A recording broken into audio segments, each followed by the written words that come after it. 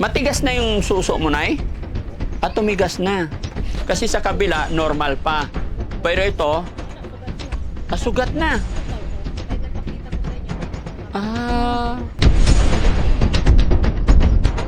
Kasi sabi mo, stage 3 na yan eh. Habang tumatagal na hindi pa nagagamot, hindi nakikim, parang lumalaki yung problem.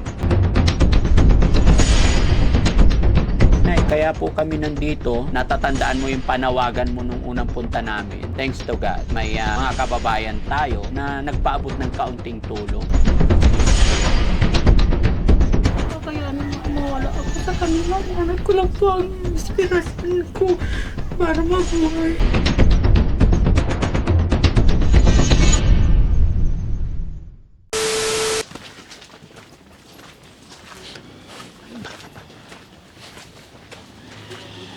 Hello po.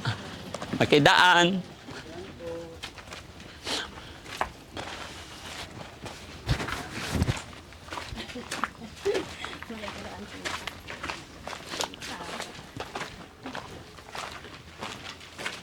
Ito lang yun eh, no? Oo.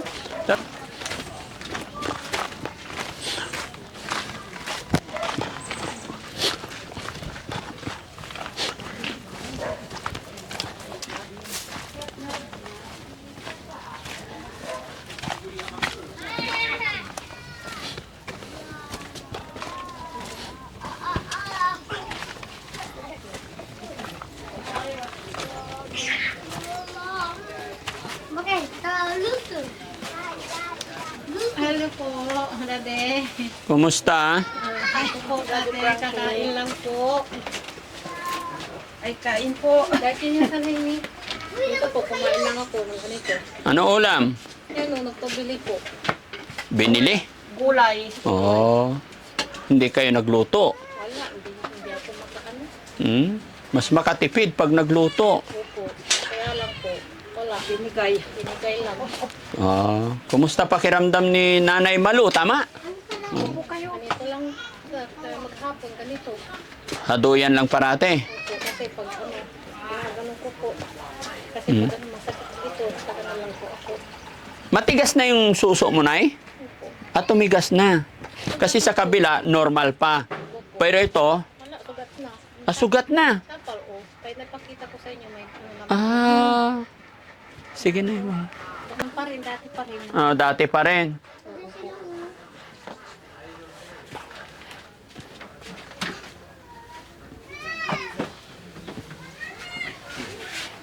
Di lang po po yung Pumayat ka na, Nay. Opo. Pumayat na yung kalahati mong katawan, yung binte, pero yung braso mo, palaki ng palaki. Okay lang po. Wala kayong dapat ihingi ng pasensya. Okay lang po kami. Kami po pumunta dito para kumustahin po kayo. At kami pumunta hindi para alalahanin nyo kami. Hindi po. Kayo po ang inaalala namin. Kumusta na po kayo? Ganito pa rin, Daddy. Naghihintay pa rin ng ano, tutulong sa atin po. Naghihintay ng... Tulong po. Kumusta naman yung yung mula nung nanggaling kami dito, ano na yung update sa paglalakad ng operasyon mo po? Ganun pa rin, hindi ako makabili ng gamot kasi yung iniintay ng sa resita po. Kulang pa po. Kulang pa. Opo. Pero lumalakad kayo, lumalapit kayo sa mga ano. Opo, nung nagbigay po kayo, yun po yung pinaglakad namin ng mga requirements. So, yun po yung So saan kayo nakarating? sa ano po, DSWD, sa kuwang ko po. Pero every, ang bigay nila, sabi nila sa amin, 3 weeks pa po. Pati sa DSWD, 3 weeks pa rin po. Maghihintay pa rin ako ng bigay nila. Parang bago ako makimo. So ang kailangan talaga sa inyo, chemo, hindi opera. Tama, yes. Yun ay nabanggit na. Chemo po. Hindi ka ba pwedeng, hindi ba kayo pwedeng humingi kay, kay congressman, congresswoman ng Yun po, recommendation? Si Bibi Arenas po. Oo. Yun po, magbibigay din. Ay, very good. Kailan daw? Ang hilingin nyo sana yung recommendation para sa chemo, para sa doktor, Hindi po O kaya kay Mayor, ganun. Hindi po, ano rin yun, dahil sa Mayor Idon daling sa DSWD yun. Pag pumunta ka kay Mayor, forward nila kayo sa DSWD. Ganun din po. Pagdating sa DSWD, Maghintay po kayo ng ilang weeks, maghihintay daw na ilang week. 3 weeks. 3 weeks. Almost 1 month. Opo. Ay, nahihirapan na po ako. Nahihirapan ka na. Gusto ko kung ano, ito, pag ano, tumigas ito, parang, parang ginaganon po yung, parang sinusuntok po yung upo po. Oo, kasi habang tumatagal, kasi sabi mo, stage 3 na yan eh. Habang tumatagal na hindi pa nagagamot, hindi nakikimo, parang lumalaki yung problem, lalo, di ba? Sige Nay, kaya po kami nandito, gusto ko lang ipakilala sa iyo si Mami Rochelle. Kilala niyo po ba siya? Po, asawa niyo. Asawa ko. Ang pangalan niya? Mami Rochelle po yung, siya po yung nag-aano kay Maricel, tsaka kay Tintin. Siya yung nag-aalaga, opo, kasi may mga alaga kami doon. Ayan. Pa si Bombom, ay si ano, Si? Bandam. Si? Si Bandam. Si Bumbum Bandam. Nakakatawa yun eh. Nakakatawa. Napapanood mo, natatawa ka. Oo, yun ang inaano ko palagi. Pinapanood mo. Sige, Nay. Kaya kami nandito, Nay, kasi natatandaan mo yung panawagan mo nung unang punta namin. Thanks to God. May mga kababayan tayo na nagpaabot ng kaunting tulong. Kaya sabi ko sa iyo, di ba? Pag may magpaabot ng tulong, agad-agad kaming babalik para unti-unti maiprocess ninyo, malakad ninyo, or mabili nyo yung mga pangangailangan. Opo, kasi pag nakabili po daw kami, ilagay namin daw kaagad doon, punta kami kaagad, saka i-schedule na ako. Nakabili ng? Yung ang reseta, babalik namin doon sa region 1 para i-schedule na po ako. Sige, honey, basahin mo nga. Sabihin mo nga kay nanay kung sino yung mga nandyan. Ayan, Nay. Ito po, Ma'am, Nay, yung mga nagpadala ng tulong po sa inyo. Ito po. Si Ma'am Luna Santos, nagbigay po siya ng 5,776. Tapos si Ma'am Esperanza Aquino, nagbigay po siya ng 500. Tapos si Ma'am Sharon Domingo, nagbigay po siya ng 3,350. Bali, Nay, ang total po ng binigay is 9,626. Yan po. Yan po yung nalikom ng Team Daddy Frankie para po sa inyo. Yan po yung mga binigay ng mga sponsor. Maraming salamat po sa tumulong sa akin. Saka sa inyo po, Daddy Frankie, na vlogger po. Maraming salamat po sa inyo. Sana hindi kayo magsawang tumulong sa amin ng mga hihirap.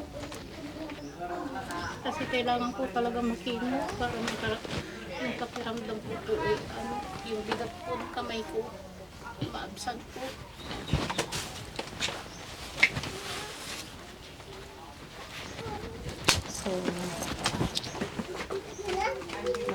Okay. So, ito yung Nay, ito yung panawagan natin sa GCash. Kaya, thank you Lord, kasi isang panawagan pa lang natin ay may mga tulong nang dumating agad. Bagamat alam kong hindi pa sapat ito sa inyong mga gamutan, pero alam ko malaking bagay po ito, no? Na mga katulong. Kaya sa mga nagpadala ngayong araw sa ating mga bida sa araw na ito, mula po kay Luna Santos, kay Esperanza Aquino, kay Sharon Domingo na nagpadala through GCash. Maraming salamat po sa inyong lahat mga kababayan. Bagamat hindi nyo po kami kilalang lubos, ay pinagkatiwala ninyo yung mga pera na pinagpaguran ninyo. At alam ko, mga katulong to. Kumbaga, isa po ito sa mga way para tuloy-tuloy na magamot si nanay. At loobin sana ng Panginoon na gumaling na si nanay, no? Kumusta naman mga anak niyo po, Nay? Walang pasok po. Walang pasok. Silang nag-aalaga sa akin. Silang naglalaba. Naglalaba. Sila. Anong pakiramdam ng ganyan, Nay? Masakit. Masakit po. Makirot. Makiro. Saka yung bigat. Sa ngayon, wala kayong iniinom na gamot? Wala po. Piniliver lang po binigay sa akin. Ano po? Pinreliever lang. Pero hindi ko masyado iniinom kasi parang naano na yung kamay ko, parang ano na yung kung bagay yung maga niya talagang iniipit-ipit niya yung dito ko ay. Yun ang mahirap pag ang tao na nagkasakit, mahirap, no? Pupunta ka sa ospital, bibigyan ka lang ng ospital, pain reliever lang parati. Pero deep inside, lumalala ng lumalala hanggang sa mamatay na lang yung pasyente. Sana hindi tayo umabot sa puntong ganun, Nay. Ano nga po, Daddy Frankie, para sa mga anak ko po, hindi ko kakayanin mawala ako sa kanila. Yung anak ko lang po ang inspirasyon ko para mabuhay.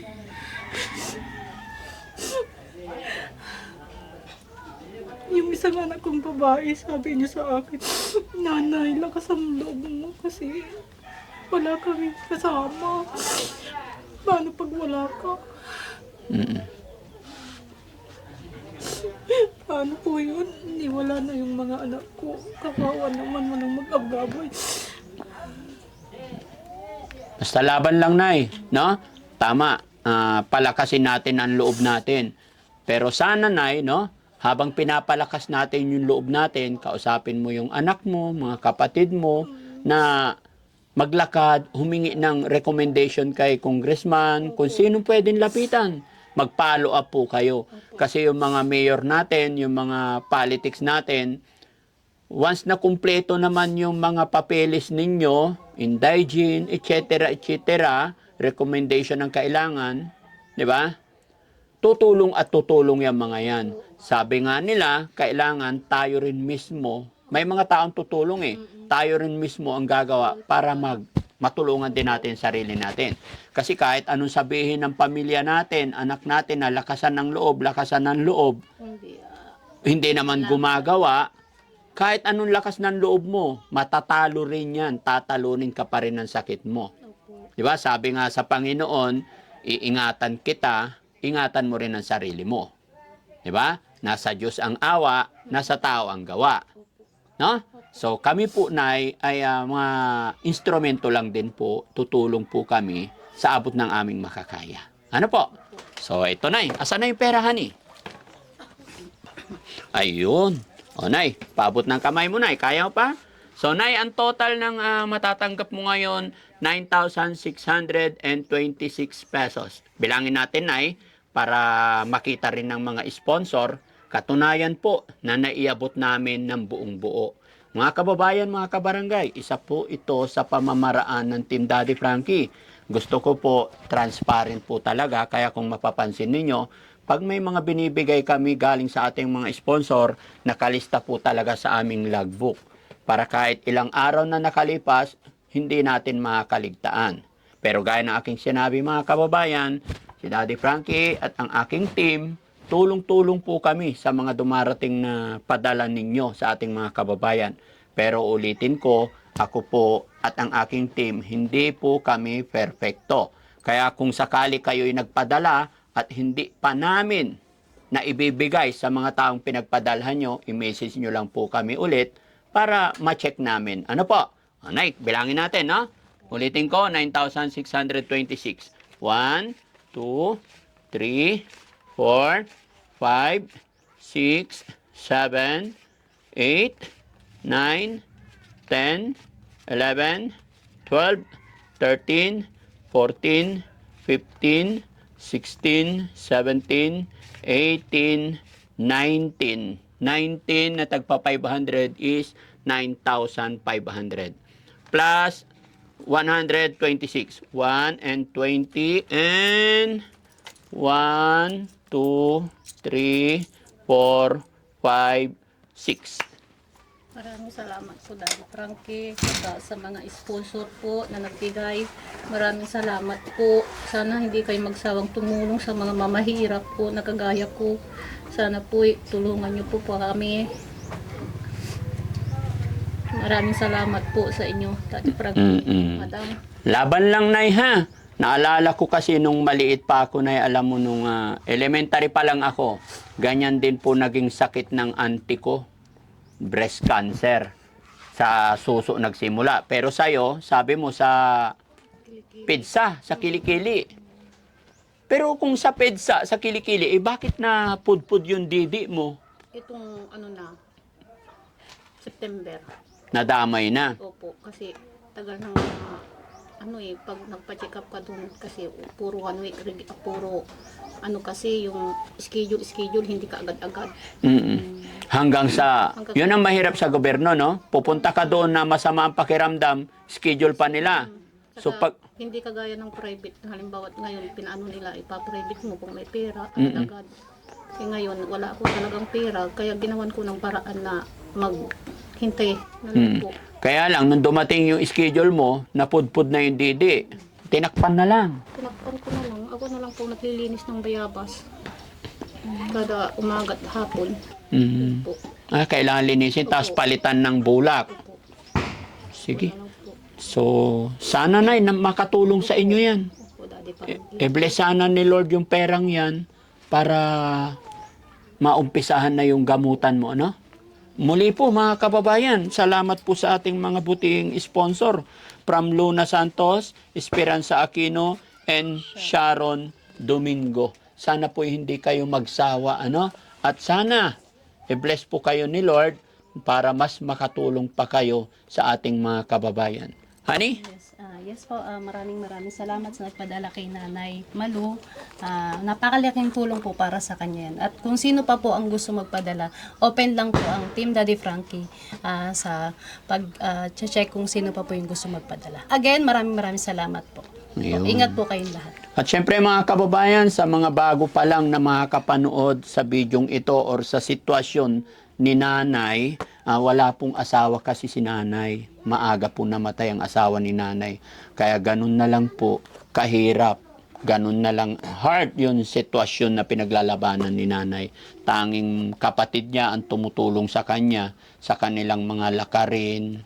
At alam nyo naman na napakahirap po yung sitwasyon sa government hospital. Ayon nga sabi ni Nanay, nung dumating yung schedule na ibinigay sa kanya, is medyo lumala na lalo yung sakit niya. No? Pero sure ka na sa PEDSA lang talaga galing yun. kasi po, kulani po ito akala ko nga lang kulani lang. Ngayon, wala ka namang naramdaman kundi kahit anihin mo, parang bukol talaga. Yun lang nag-umpisahan.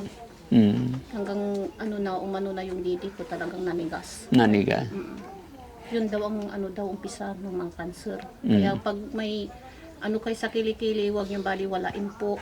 Kasi yun po ang dahilan ng umpisa ng cancer. Sige na, pwedeng sabihan mo yung mga kapwa mo babae regarding sa'yo para maging aware po sila. Nananawagan po ako sa kapwa ko babae na kung may bukol po kayo sa kilikili, huwag niyong baliwalain kahit na maliit man lang yan.